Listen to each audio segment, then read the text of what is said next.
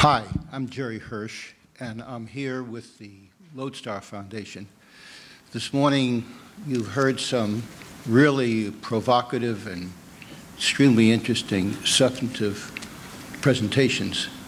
Unfortunately, my presentation is going to be about process. More boring, maybe, but just as critical. And also, I had some written notes, but after listening to the presentation, I've modified that, so hopefully it's not too incoherent. Our foundation is based on the premise that all of the time, energy, effort, and money in the world probably won't solve all the world's problems. So we pursue leverage as our main mission, the effort to do the most good with the most limited amount of philanthropic resources. One of our endeavors is to encourage collaborations among nonprofits. We do this on individual one-on-one basis. We have an affiliate in New York City that we work with continually. We've facilitated hundreds of collaborations among nonprofits. A second initiative, we've partnered with the Foundation Center and developed a database of about 1,000 successful nonprofit collaborations with the opportunity for organizations to access the database to find out how these collaborations have overcome what are perceived as significant obstacles.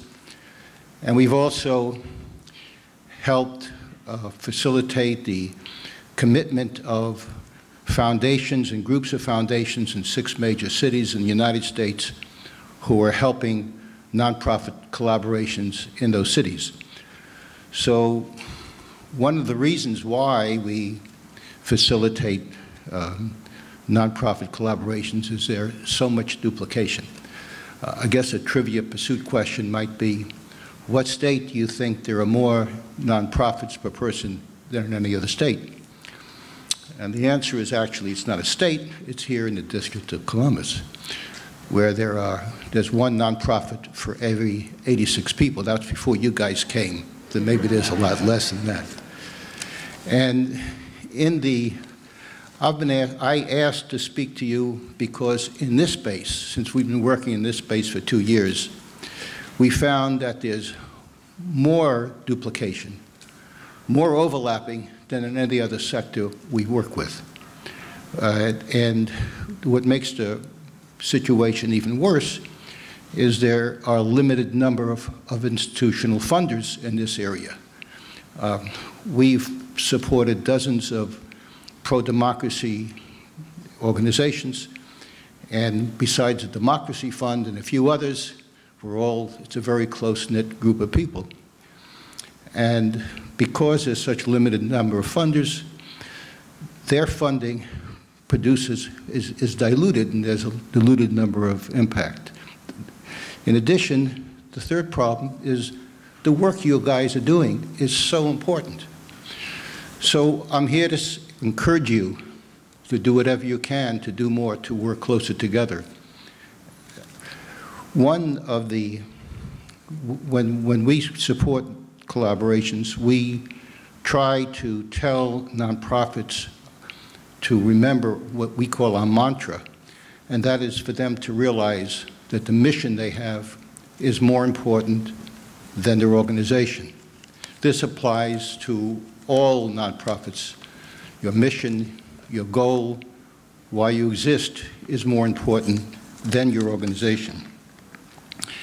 I think it's a little inconsistent that many of you are working towards bipartisanship, working to bring groups together in the country, and yet we found some resistance within your organizations to act a little more humbly and work towards these common goals. When we do all types of collaborations. There are 14 different types, all the way from supporting networks such as the Bridge Alliance to joint programming. I'm over time? Oh, I haven't started. I'm sorry about that. So I'll try to cut my remarks quicker.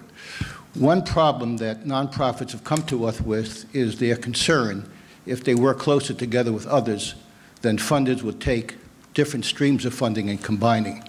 So a suggestion, a secret answer to that is to allow your funder to know what you're planning to do in advance. And if you do that and they become part of the process, they work with you together. And you wind up possibly getting a much more robust amount of funding for your organization. Another aspect of this is cost effectiveness. A major source of cost effectiveness is collaboration. As a funder, when we fund an organization, we always look at their budget. We always ask them, to what extent have you collaborated and worked with others? And the third item is the area of advocacy, which is probably the most highly leveraged form of strategy you can endeavor.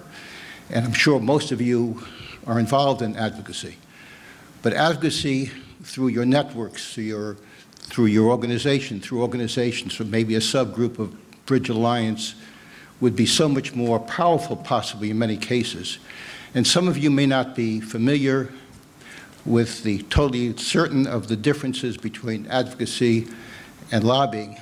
And I want to tell you that there are some great, deep online resources that go over that in very detail.